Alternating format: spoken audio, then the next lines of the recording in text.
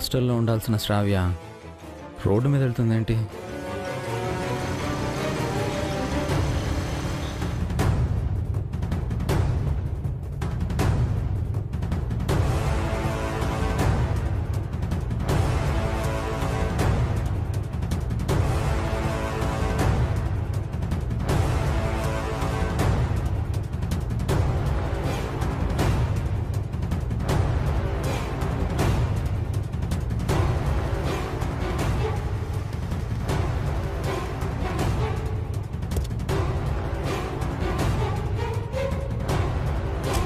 ఎవరిదా car?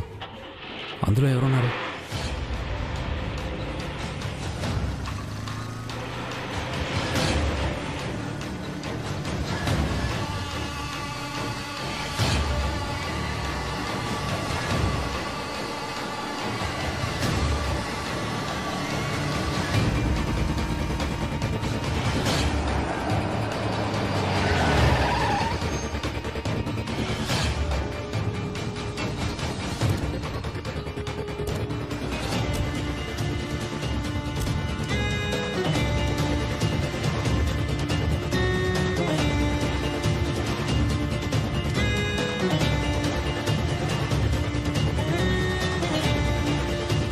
ఇక్కడికి తీసుకొచ్చావేంటి రాజేష్? ఇక్కడైతే మనల్ని ఎవరు చూడరని. ఎందుకు అర్జెంటుగా రమ్మని కాల్ చేసావ్? నిన్ను చూడాలనిపించింది. నాకు వీడియో కాల్ చేసి ఉండొచ్చు కదా. డైరెక్ట్గా చూడాలనిపించింది. పెళ్లి కాకుండా కలుసుకోవడం తప్పు కదా. తప్పే కానీ చూడకుండా ఆగలేకపోయాను. అయినా ఎంగేజ్మెంట్ అయిపోయింది కదా, సగం పెళ్ళి అయిపోయినట్టే. అంటే మనం హాఫ్ కపుల్స్ అన్నమాట. మరి ఫుల్ కపుల్స్ ఎప్పుడవుతామో? మన పెద్దవాళ్ళు మనకి నిశ్చితార్థం చేసి పెళ్లి విషయం మర్చిపోయారు. ఎగ్జామ్స్ అవ్వగానే పెళ్లి చేస్తామన్నారు. ఎగ్జామ్స్ అయిపోయి కూడా చాలా రోజులైంది. నీకు మా ఇంట్లో పరిస్థితి తెలుసు కదా రాజేష్. మా ప్రాపర్టీస్ అన్నీ గవర్నమెంట్ సీజ్ చేసింది. నాన్న, చిన్న బాబాయ్ కొన్నాళ్ళు జైల్లో కూడా ఉన్నారు. అభి బాబాయ్ పుణ్యమా అని బయటకొచ్చారు. మా ఫ్యామిలీ అంతా అభి బాబాయ్ పశు పిన్నీళ్ళ మీద ఆధారపడ్డారు. చెప్పుకోవడానికి గిల్టీగా ఉంది కానీ ముందసలు బ్రతకడానికే కష్టంగా ఉంది రాజేష్. హే సారీ, నేను మీ వాళ్ళని ఏమీ అనలేదు.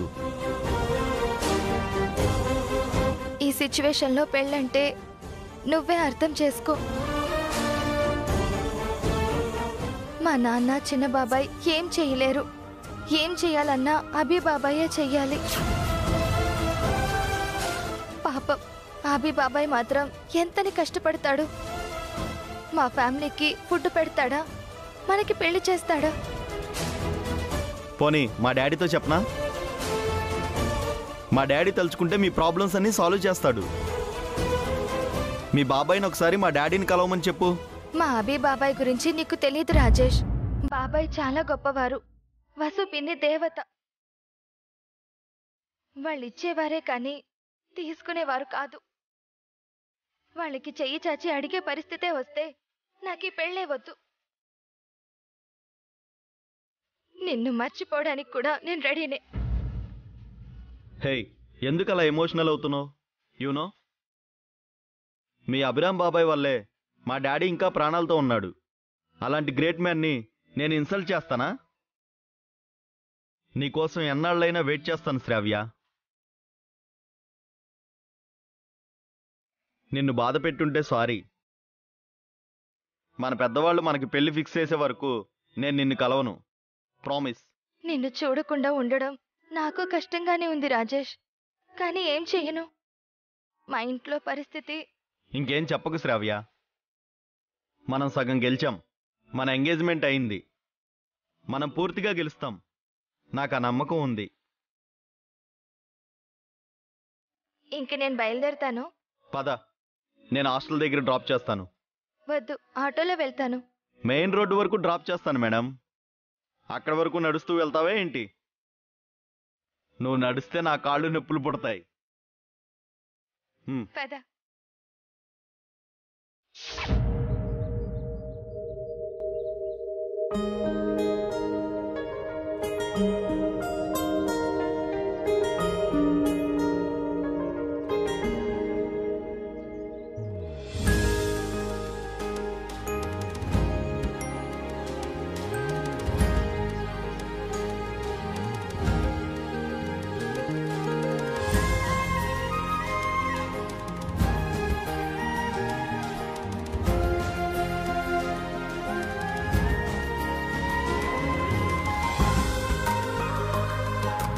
అక్క, హారిక పిన్ని ఎక్కడా? ఇంట్లో ఉన్నారు మమ్మీ, పిలుచుకుని వస్తాను.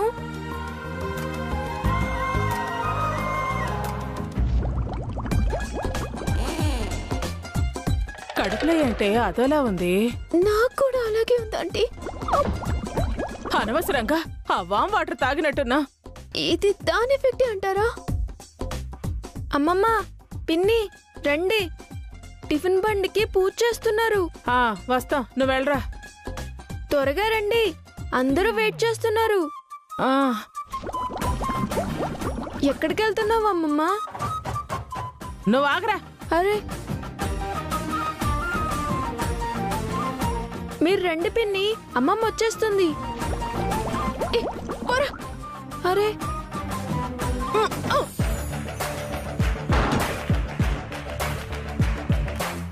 ఆంటీ త్వరగా రండి aunty. Aunty aunty please aunty.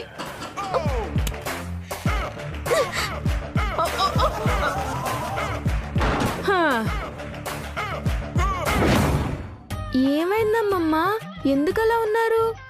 ఏమైందంటే ఏం చెప్పనురా, వాయుగుండం చెలరేగింది, వరదలు వచ్చేస్తున్నా. ఒసే హారిక, ఒసే హారిక, త్వరగా తీవే. మీ ఇద్దరికి ఏమైంది పిన్ని? ఎందుకు 1 by 1 వాష్రూమ్కి వెళ్తున్నారు? స్టమక్ వాష్ అవుట్ రా. Aunty aunty please aunty, aunty త్వరగా రండి ఆంటీ.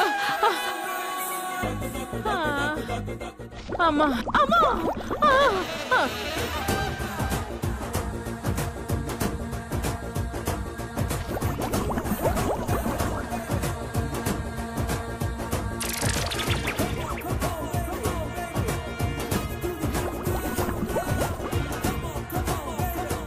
వాళ్ళు ఎక్కడ బన్నీ? బాగా బిజీగా ఉన్నారు పెద్దనాన్న, ఇప్పట్లో రావడం కష్టమే. బిజీగా ఉన్నారా? అంతలా ఇంట్లో ఏం చేస్తున్నారు వాళ్ళు?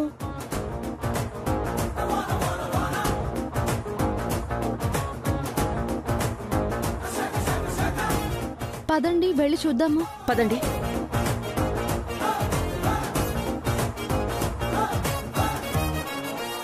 అమ్మా అమ్మా. పిన్ని పిన్ని హారిక, ఏమైంది హారిక? హారిక, హారిక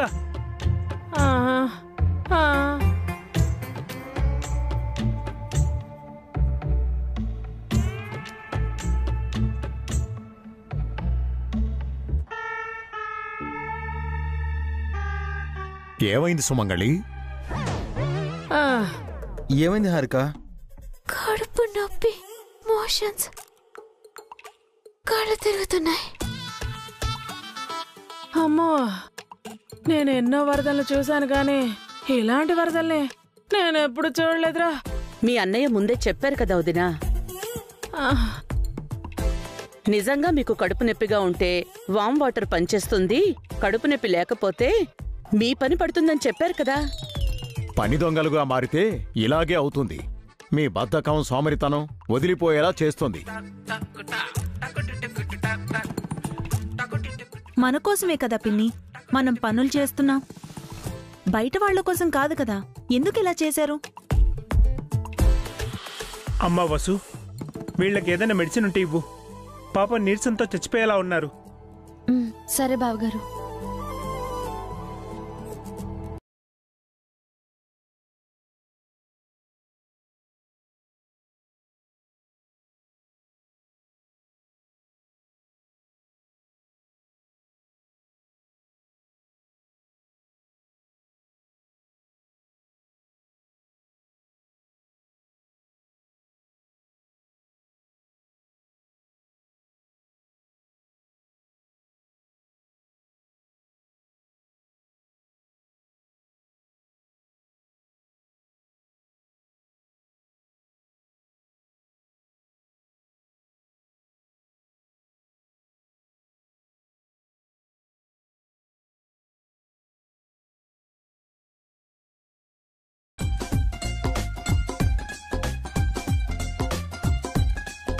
కష్టపడి పనిచేస్తే తప్పే ఉందొదినా. పైగా ఒంటికి ఆరోగ్యం కూడాను. కష్టపడకుండా ఒళ్ళు కదలకుండా ఉంటేనే ఇలా లేనిపోని అన్ని రోగాలు వస్తాయి. లేవండి, టిఫిన్ బండికి పూజ చేయాలి. వాళ్ళొద్దులే అక్క, పాపం నీరసంగా ఉన్నారు. కాసేపు మీరు రెస్ట్ తీసుకోండి. అఖిల్, వీళ్ళని చూసుకో.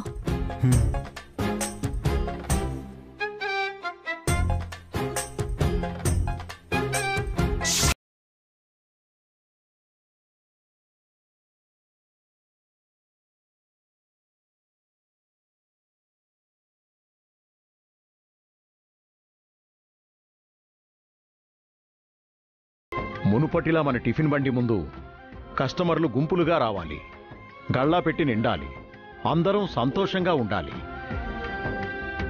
తాతయ్య, లోపల ఇంకా చాలా వస్తువులున్నాయి, మనం తీసుకొద్దాం రండి. పద రండి.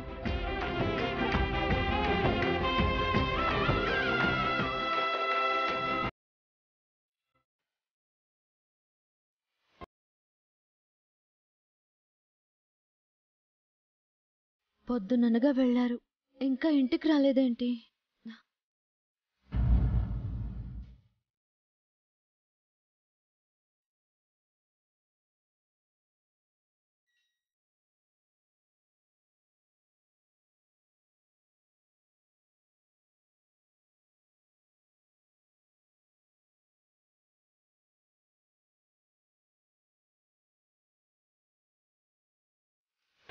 ఎవండి?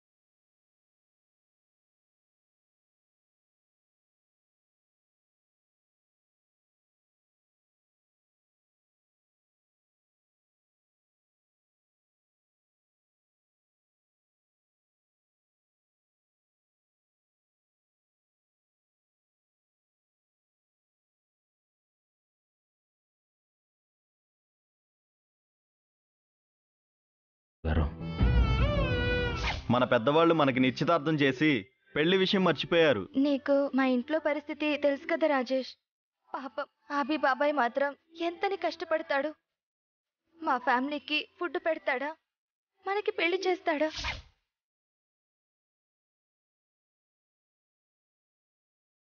వాళ్ళని తప్పు పట్టడానికి ఏం లేదు, తప్పంతా మనదే.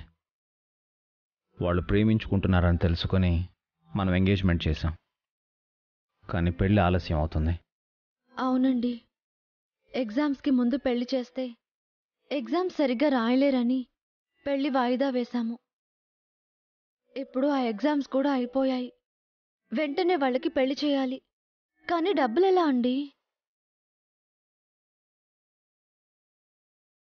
ఆ డబ్బుల గురించి ఆలోచిస్తున్నాను వసుగారు. వియంకులు వాళ్ళు రూపాయి కట్నం కూడా తీసుకోమని చెప్పారు, కానీ మన ఇంటి మహాలక్ష్మిని కట్టుబట్టలతో ఎలా పంపిస్తాం?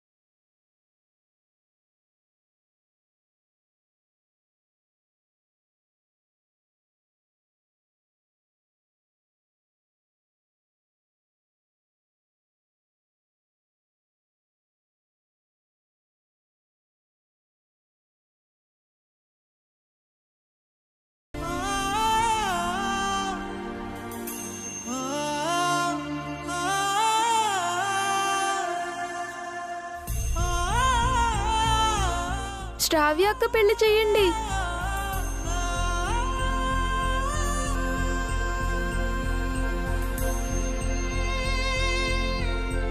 ఈ డబ్బులు నీకెక్కడివి బన్నీ? డాడీ ఇచ్చే పాకెట్ మనీ దాచుకున్నాను మమ్మీ. కొంత మనీ చెల్లెలకు ఖర్చు పెట్టి మిగతాది సేవ్ చేశాను.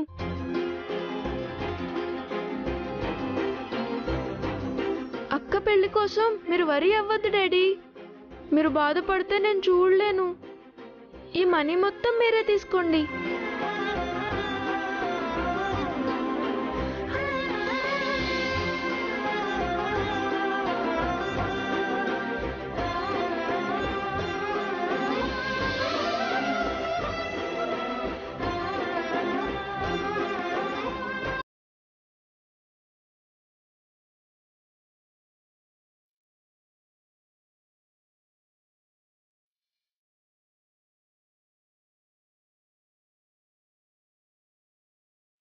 నీది ఎంత పెద్ద మనసు బన్నీ. నువ్వు దాచుకున్న మనీని అక్క కోసం ఇస్తున్నావా? శ్రావ్య అక్క నాకు అక్కే కదా డాడీ. నా కోసం ఏమీ ఖర్చు పెట్టను. నా చెల్లెల కోసం అక్క కోసం ఖర్చు చేస్తాను.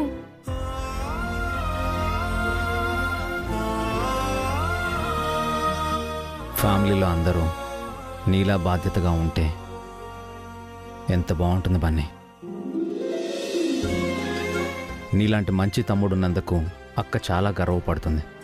ఈ మనీ నీ దగ్గరే ఉంచుకో. తీసుకోండి డాడీ. అక్క పెళ్లి చేయాలి కదా. అది కాదు బన్నీ. బన్నీ,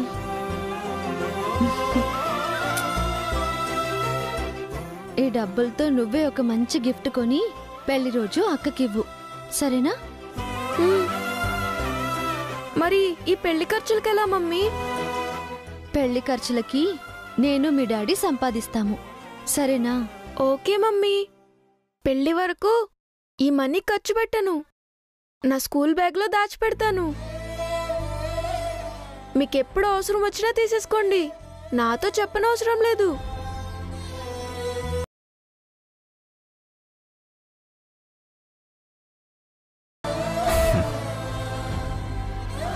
పిల్లలకి పాకెట్ మనీ ఇచ్చే పేరెంట్స్ని చూసాం, కానీ పేరెంట్స్కి ఖర్చుల కోసం మనీ ఇచ్చే కొడుకుని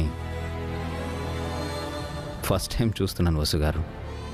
ఆ కొడుకు మన అబ్బాయి అవ్వడం చాలా గర్వంగా ఉంది. బన్నీ ఫాదర్ని నేను అని చెప్పుకోవడం గర్వంగా ఉంది వసుగారు.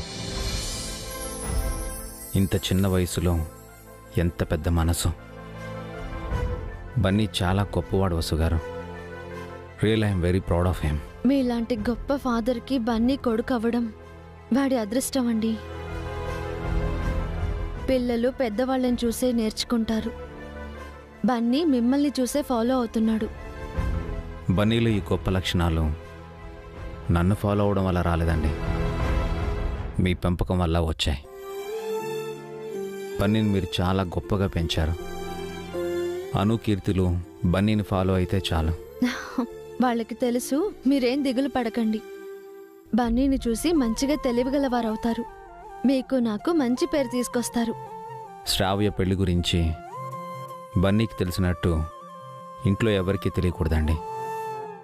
ఒకవేళ తెలిసినా ఎవ్వరూ ఏమీ చేయలేని స్థితిలో ఉన్నారు. ఆ కష్టం ఏదో మనమే పడదాం. త్వరగా డబ్బులేవో మనమే సంపాదించి వియంకుల వారితో మాట్లాడి సాధ్యమైనంత త్వరగా పెళ్లి జరిపిద్దాం. అలాగేనండి. మనం ఒక మంచి పని చేయబోతున్నాము.